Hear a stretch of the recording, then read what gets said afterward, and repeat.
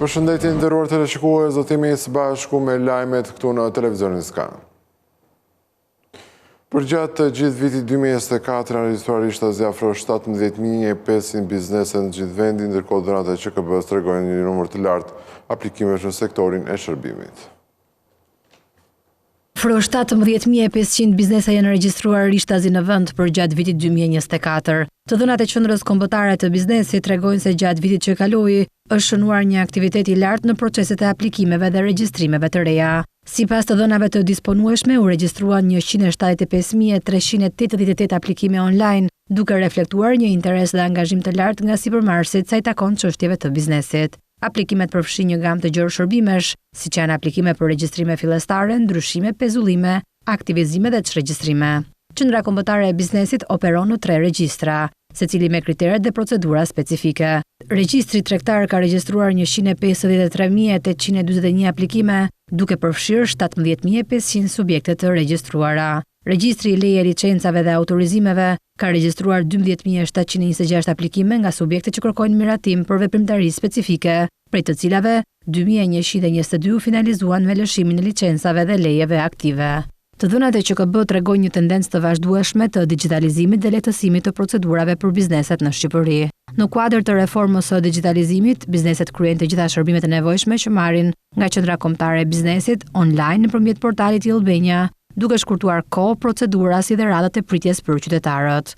Po ashtu përmes ndryshimeve ligjore të ndërmarra vitin e kaluar, janë eliminuar një sër tarifash për aplikim që paguheshin më parë nga biznesi, siç është tarifa për kryen e aplikimit për rezervimin e emrit, si dhe është rregulluar mënyra e lëshimit të certifikatës për këtë qëllim. Po ashtu është hequr dhe tarifa për transferimin e emrit tek palët e treta, si dhe pagesa për kryerjen e aplikimit për korrigjimin e gabimeve.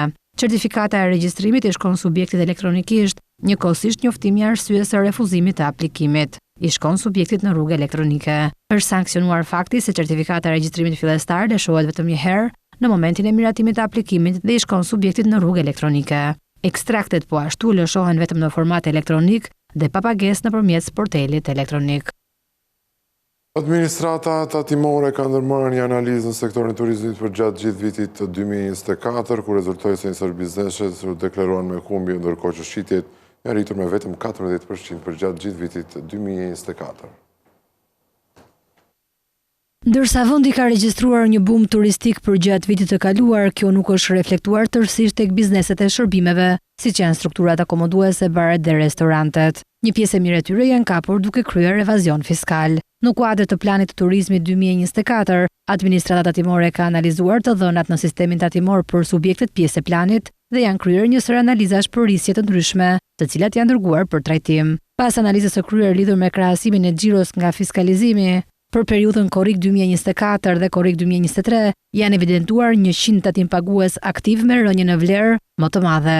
Rënja në vlerë është mbi 5 milion lek. Po ashtu janë evidentuar 99 tatim pagues me numër punonjësish më pak se 10, tek të cilët totali të VSH-së detyrueshme për të dy periudhat është nën 200.000 lek për periudhën qershor 2024, korrik 2024. Tatimet kanë evidentuar gjithashtu 27 subjekte me leje për stacion plazhi nga Agjencia e Bregdetit, mbi 10 punonjës dhe pa fatura për çadra për periudhën 12-18 gusht 2024. Megjithatë, nga krahasimi të dhënave nga fiskalizimi, vjet rese për periudhën gusht 2024 krahasuar me gusht 2023, ka një rritje të shitjeve prej 11% dhe një rritje të numrit të faturave të lëshuara prej 5%. Ndërsa për periudhën 3 mujore qershor-gusht 2024 krahasuar me qershor-gusht 2023, rezulton një rritje e shitjeve prej 14% dhe një rritje e numrit të faturave të lëshuara prej 7%. Po ashtu janë regjistruar për përgjegjësinë e të VSH-s rreth 110 tatim pagues gjatë periudhës maj-gusht 2024. Për të luftuar evazionin fiskal dhe mospërputhjen midis numrit të turistëve dhe shitjeve, një javë më parë qeveria miratoi një vendim sipas të cilit strukturat akomoduese duhet të deklarojnë një më pak se 65% shitje të kapaciteteve që kanë për gjatë periudhës 1 maj-30 shtator dhe jo më pak se 30% nga periudha 1 tetor-30 prill.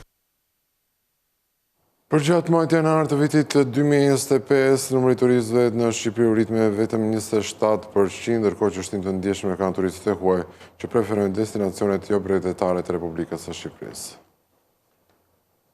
Turizmi në Shqipëri ka nisur vitin 2025 me shifra pozitive. Sipas Institutit të Statistikave, numri i vizitorëve në muajin janar është rritur me 26.9% krahasuar me një vit më parë, duke arritur në 120.139 pushues. Rritjen më të madhe kanë shënuar turistët e huaj me një vlerë prej 41%. Në lidhje me netat e qëndrimit, dhënat tregojnë një rritje totale prej 35.8%. Për këtë sezon, turistët duket se kanë preferuar më shumë destinacionet jo bregdetare, të cilat shënuan një rritje prej 46.5%.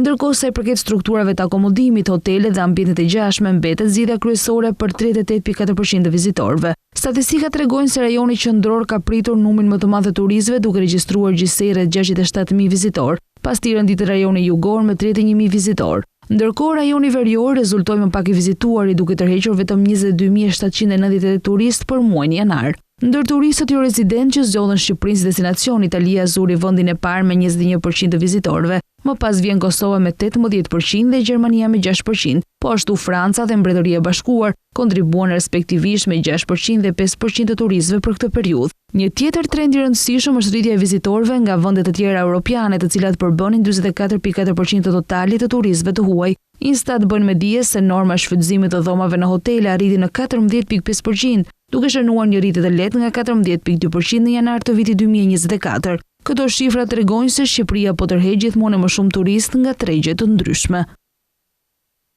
Nga ana tjetër, turizmi malor është gjithmonë në rritje kryesisht në Valbon, por edhe në Theth, sipas dhënave më të fundit publikuara nga Instat, numri i shtetësve të huaj që po frekuentojnë bujtina është dyfishuar përgjatë muajve të fundit.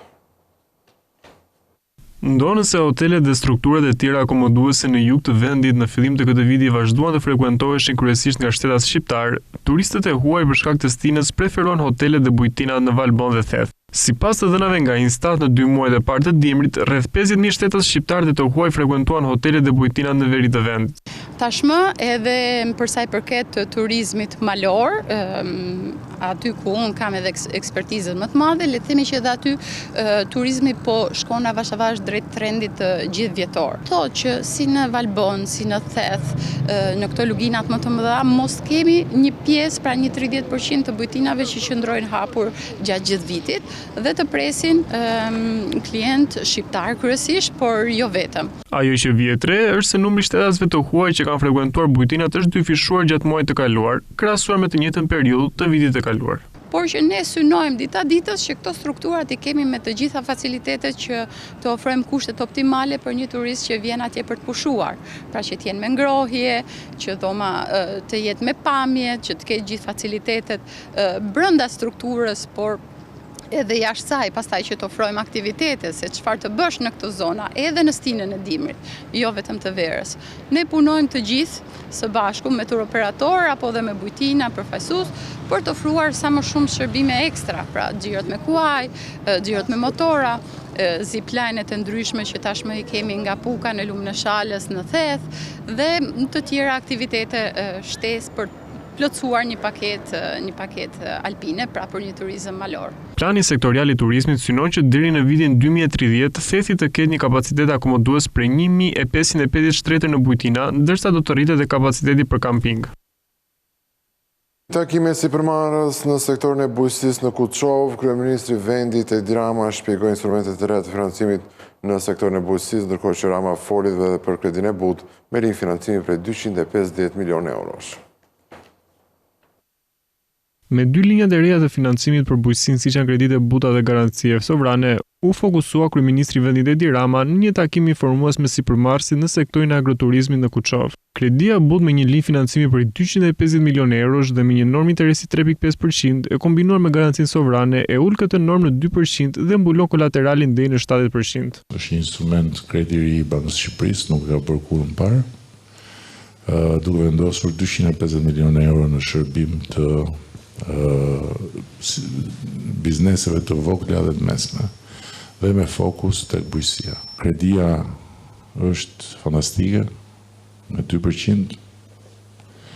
Kredi me 2% është vërtet fantastike me 70% të garancisë mbi kolateralin, që është prapë diçka që ju bën shumë punë. Ndër të tjera, Rama deklaroi se Shqipëria ka përmirësuar ndjeshëm deficitin tregtar nga viti 2013 deri më sot. Sipas të dhënave të Instat, eksportet e fruta perimeve kanë shënuar rritje të vazhdueshme, ku ndikim më të madh kanë patur zarzavatet.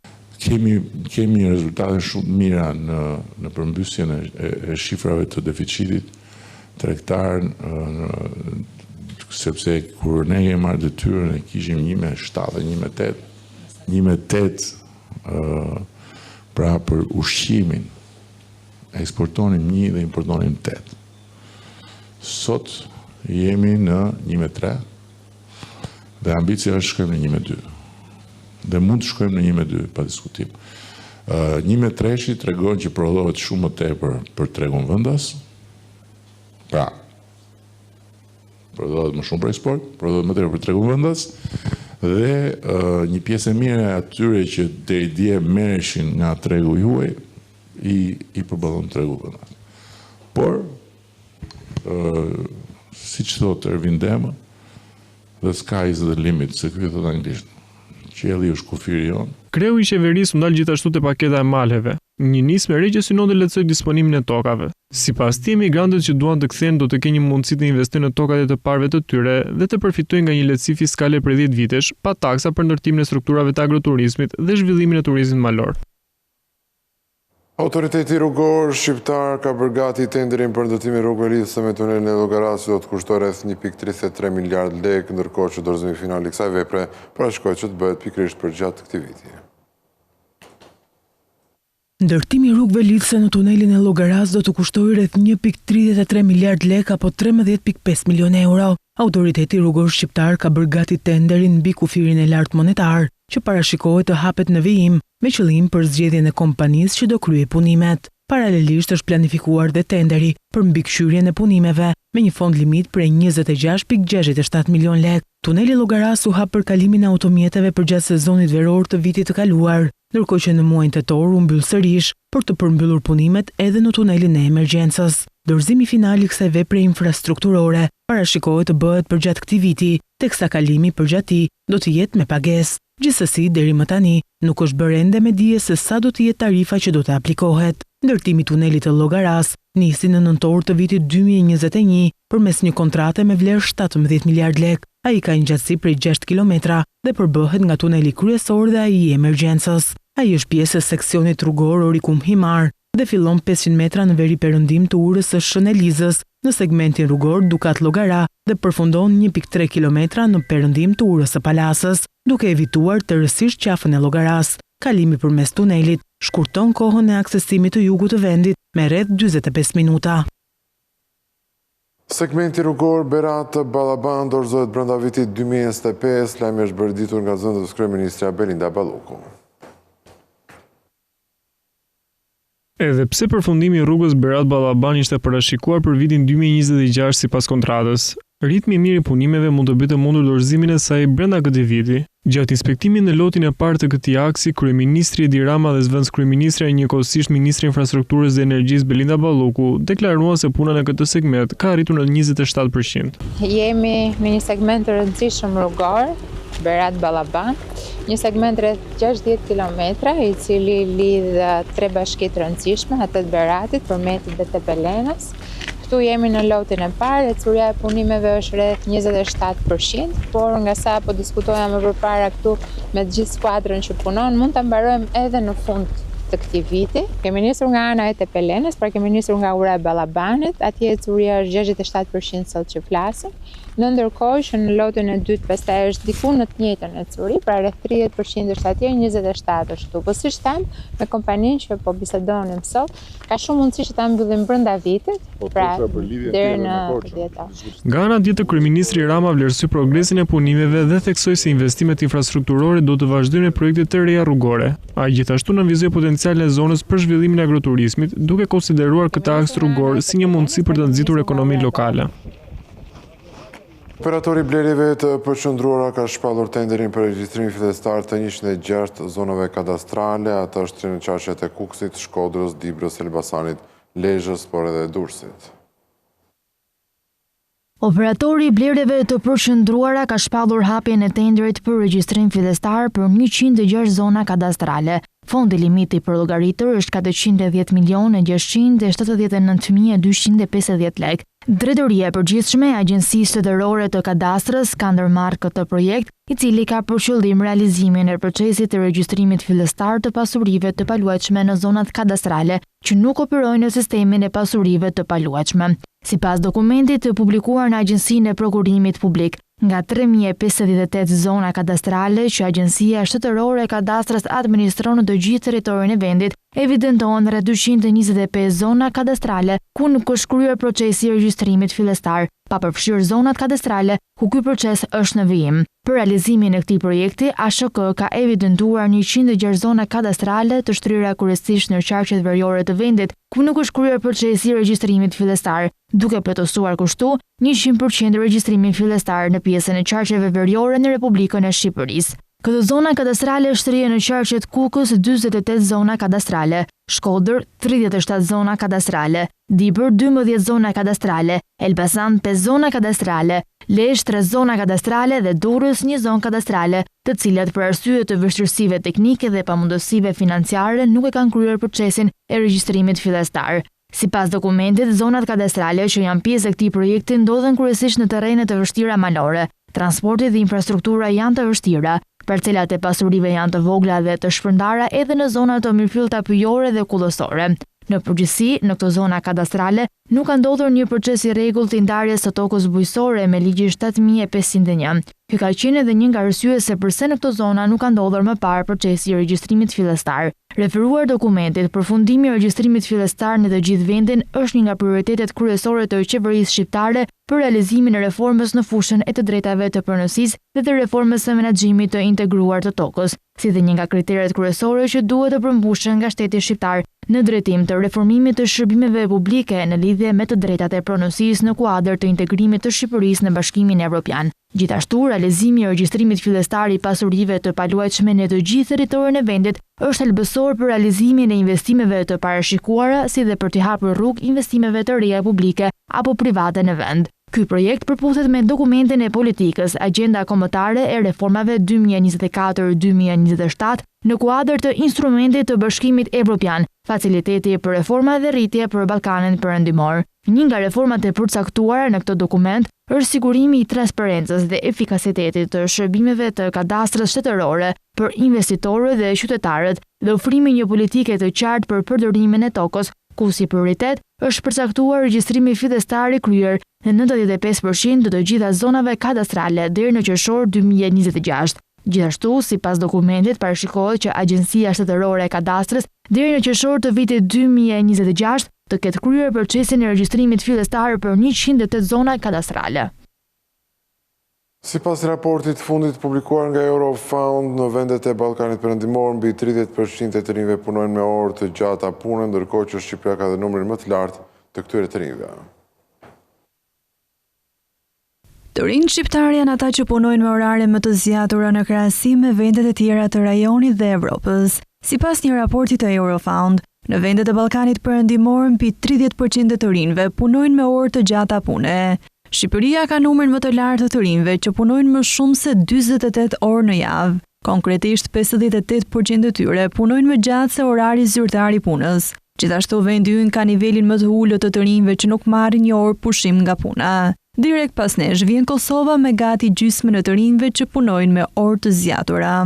Pavarësisht se numri i të rinjve shqiptar që punojnë më shumë se 48 orë në javë është më i lartë si atyre nga rajoni dhe Evropa.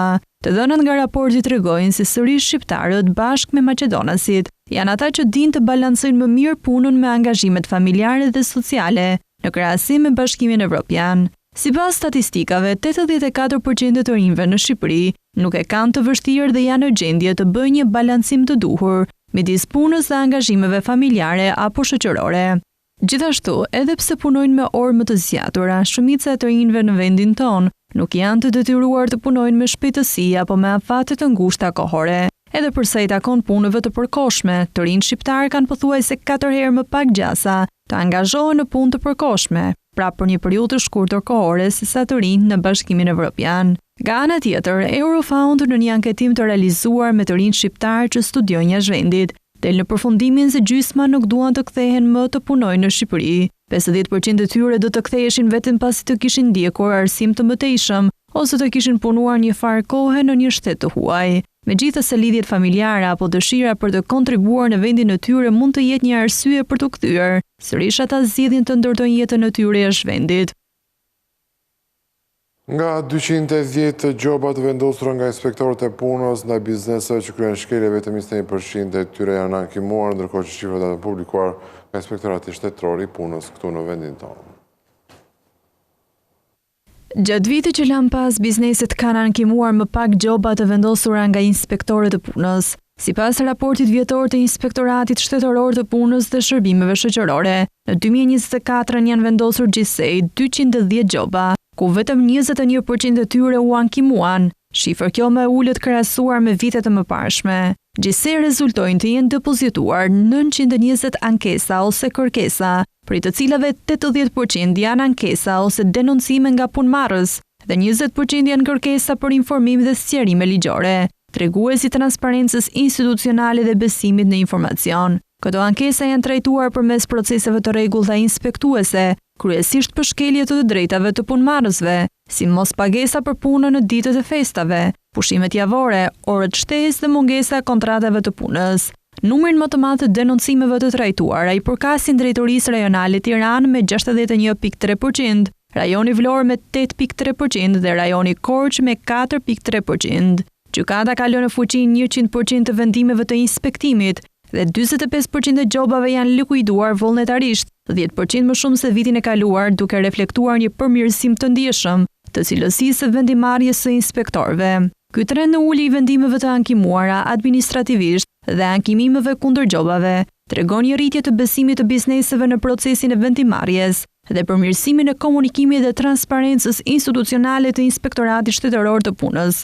Gjatë vitit 2024 janë inspektuar mbi 190.000 vende pune, ose marrëdhënie punësimi të verifikuara në 9.860 subjekte të inspektuara, duke shënuar 1% më shumë inspektime se njëjta periudhë një viti më parë, edhe pse numri i pozicioneve vakante është 10 inspektor terreni. Treguesit e inspektimit kanë rezultuar në rritje cilësore krahasuar me të njëjtën periudhë të një viti më parë. Raporti vjetor i Entitit Rregullator të Ujit për vitin 2024 tregon se shoqëritë e ujësisave kanë përmirësuar performancën e tyre, ndërkohë që kozjata e furnizimit me ujë të pijshëm u rrit në 17.3 orë për gjatë një dite.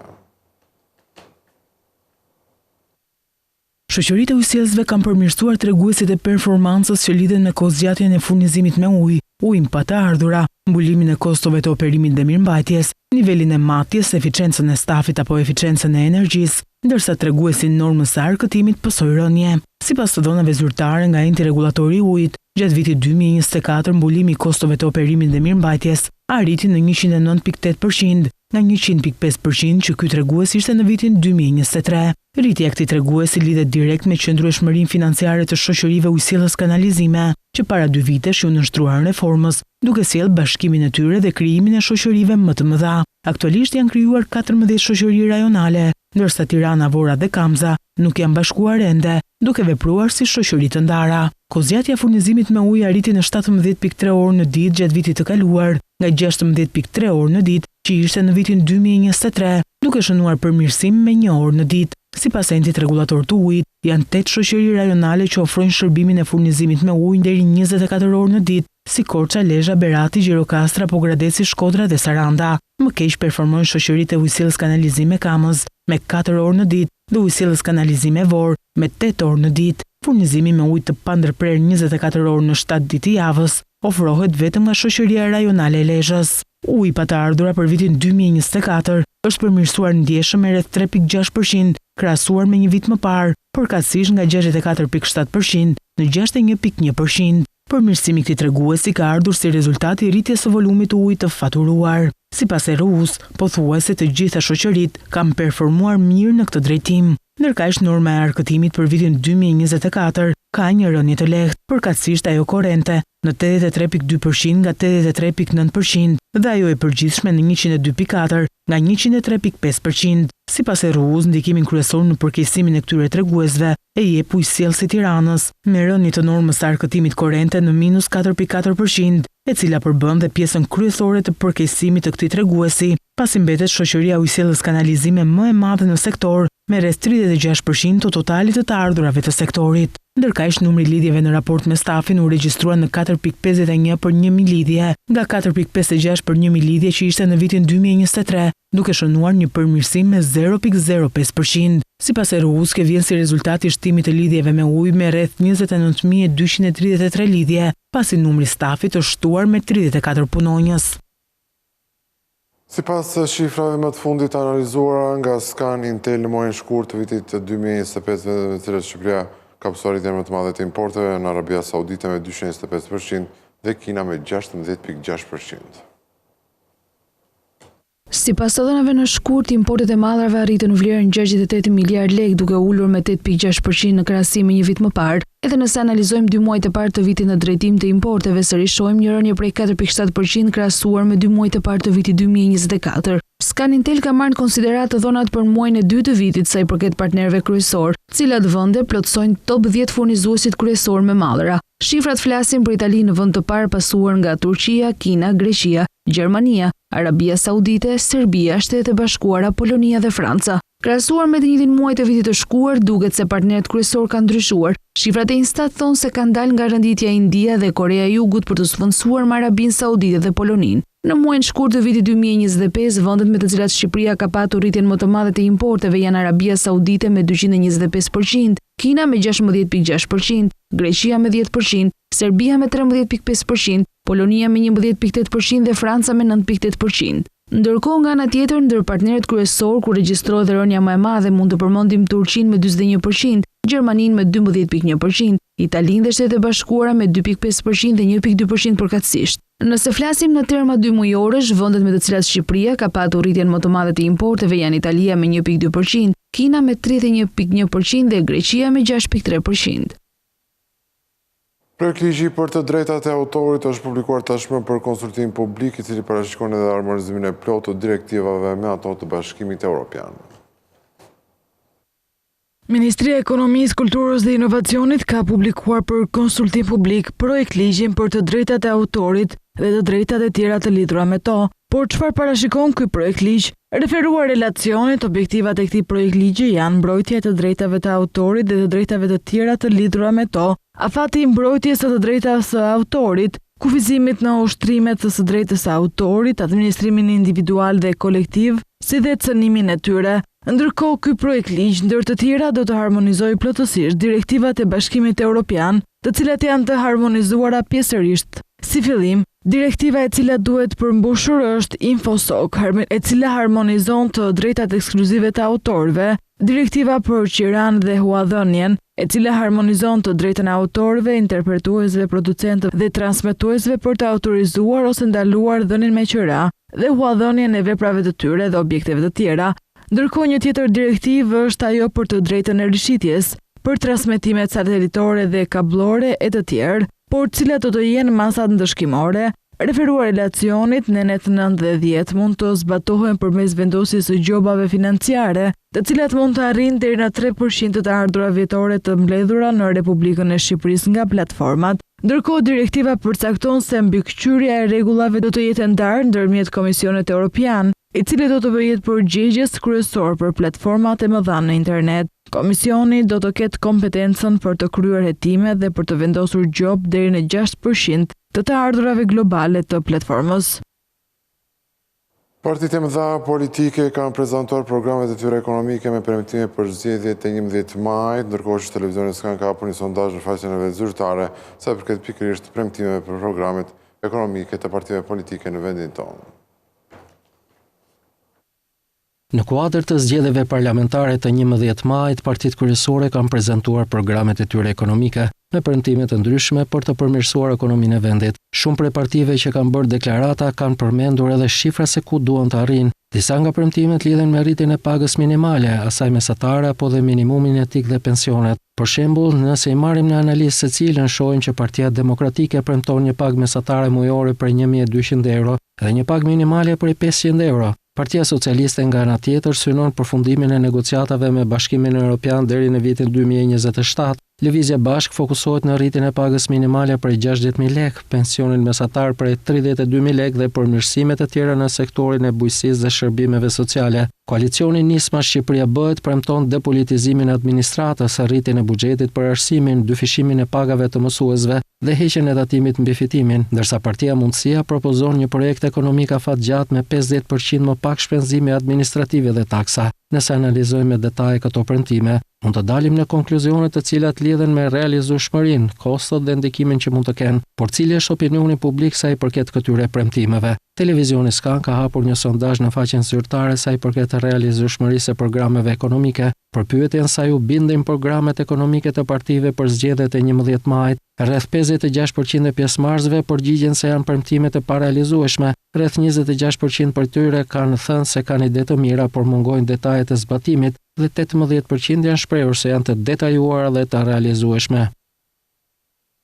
Në fund të këtij edicioni kujtoj se për më tepër informacioni mund të klikoni edhe në faqen tonë të internetit skantv.al, ku do të gjeni gjithçka mbi ekonominë, banka, sigurimet, tregjet financiare të tjerë. Gjithashtu mund të na gjeni edhe në Facebook, Instagram, YouTube dhe LinkedIn.